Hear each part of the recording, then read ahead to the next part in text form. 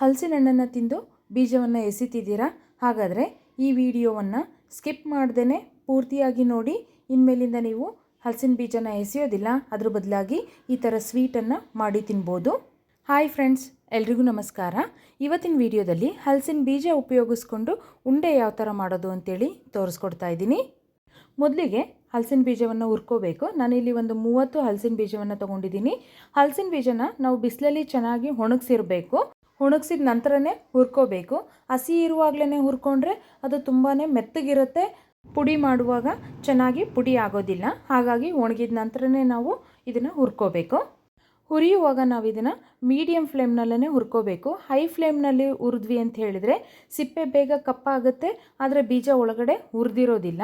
ಹಾಗಾಗಿ ಮೀಡಿಯಮ್ ಫ್ಲೇಮ್ನಲ್ಲಿ ಆ ಸಿಪ್ಪೆ ಎಲ್ಲ ಹೊಂಬಣ್ಣ ಬರೋವರೆಗೂ ಚೆನ್ನಾಗಿ ಹುರ್ಕೋಬೇಕು.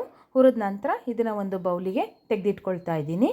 ಹಲಸಿನ ಬೀಜ ತೊಗೊಂಡಿದ್ವಲ್ವ, ಅದೇ ಬೌಲಲ್ಲಿ 1/4 ಬೌಲಷ್ಟು ಶೇಂಗಾ ಬೀಜವನ್ನು ಕೂಡ ಗರಿ ಆಗೋವರೆಗೂ ಹುರಿದು ಇದನ್ನು ಕೂಡ ಒಂದು ಬೌಲಿಗೆ ತೆಗೆದಿಟ್ಕೊಂಡು, ನಂತರ ಒಂದು 2 ಟೇಬಲ್ ಸ್ಪೂನಷ್ಟು ಎಳ್ಳನ್ನು ಚಟ್ಪಟ ಅಂತೇಳಿ ಸಿಡಿಯುತ್ತಲ್ವ ಅಲ್ಲಿವರೆಗೂ ಚೆನ್ನಾಗಿ ಹುರ್ಕೋಬೇಕು. ಕಲರು ಕೂಡ ಸ್ವಲ್ಪ ಚೇಂಜ್ ಆಗಬೇಕು, ಅದು ಕೂಡ ಸ್ವಲ್ಪ ಹೊಂಬಣ್ಣ ಬರೋವರೆಗೂ ಹುರ್ಕೊಂಡು ಅದನ್ನು ಕೂಡ ಒಂದು ಬೌಲಿಗೆ ಎತ್ತಿಟ್ಕೋಬೇಕು.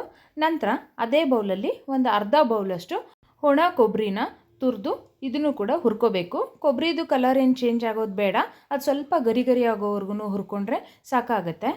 ಕೊಬ್ಬರಿಯನ್ನು ಹುರಿಯುವಾಗ ಫ್ಲೇಮನ್ನು ಲೋ ಫ್ಲೇಮ್ನಲ್ಲಿ ಇಟ್ಕೊಂಡೇ ಹುರ್ಕೋಬೇಕು, ಇಲ್ಲಾಂದರೆ ಬೇಗ ಕಪ್ಪಾಗಿಬಿಡುತ್ತೆ.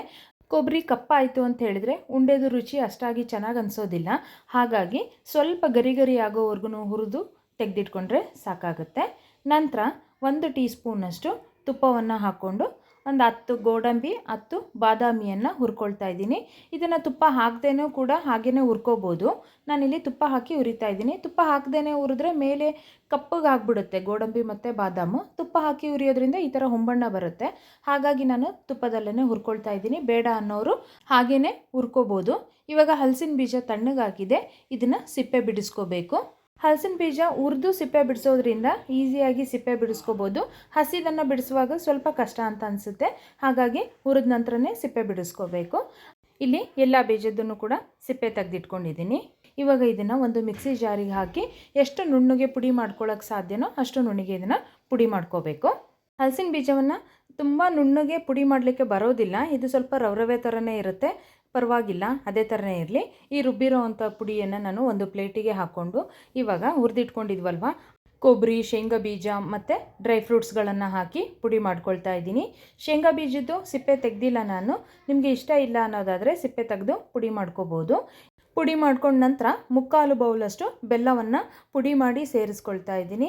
2 ಏಲಕ್ಕಿಯನ್ನು ಹಾಕ್ಕೊಳ್ತಾ ಇದ್ದೀನಿ.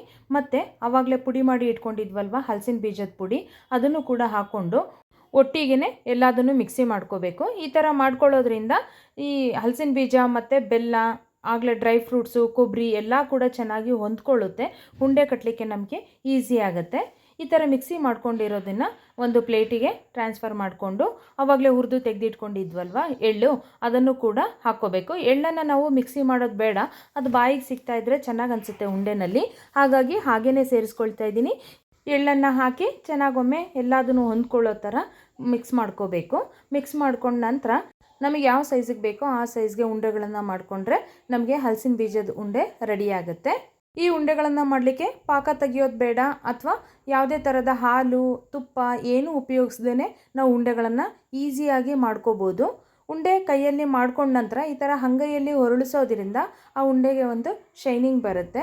ಇದೇ ಥರ ಎಲ್ಲ ಉಂಡೆಗಳನ್ನು ಮಾಡಿ ಇಟ್ಕೊಳ್ತಾ ಇದ್ದೀನಿ.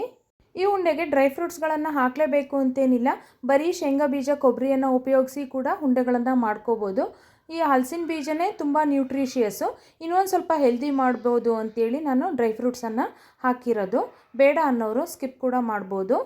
ಒಣ ಕೊಬ್ಬರಿಯನ್ನು ಪೌಡ್ರ್ ಮಾಡುವಾಗ ಸ್ವಲ್ಪ ಹಾಕ್ಕೊಂಡು ತುರಿದಿರೋದನ್ನು ಡೈರೆಕ್ಟಾಗಿ ಉಂಡೆ ಕಟ್ಟುವಾಗ್ಲೂ ಸ್ವಲ್ಪ ಹಾಕ್ಕೊಂಡು ಉಂಡೆಗಳನ್ನು ಕಟ್ಕೋಬೋದು. ನೋಡಿದ್ರಲ್ವ ಹಲಸಿನ ಬೀಜದ ಉಂಡೆ ಯಾವ ಥರ ಮಾಡೋದು ಅಂತೇಳಿ. ಮಾಡಲಿಕ್ಕೂ ಸುಲಭ, ಅಷ್ಟೇ ರುಚಿಯಾಗಿರುತ್ತೆ. ಆರೋಗ್ಯಕ್ಕೂ ಕೂಡ ಹಲಸಿನ ಬೀಜ ತುಂಬಾ ಒಳ್ಳೆಯದು. ನೀವು ಒಂದ್ಸಲ ಟ್ರೈ ಮಾಡಿ ಹೇಗೆ ಬಂದಿತ್ತು ಅಂತೇಳಿ ಕಮೆಂಟ್ ಬಾಕ್ಸಲ್ಲಿ ತಿಳಿಸಿ. ಈ ವಿಡಿಯೋ ನಿಮಗೆ ಇಷ್ಟ ಆಗಿದ್ದರೆ ಲೈಕ್ ಮಾಡಿ, ಶೇರ್ ಮಾಡಿ, ಹಾಗೆ ನನ್ನ ಚಾನಲನ್ನು ಸಬ್ಸ್ಕ್ರೈಬ್ ಮಾಡಿ. Thank you for watching this video. ಮತ್ತೆ ಇನ್ನೊಂದು ಹೊಸ ರೆಸಿಪಿಯೊಂದಿಗೆ ಹೊಸ ವಿಡಿಯೋದಲ್ಲಿ ಸಿಗ್ತೀನಿ.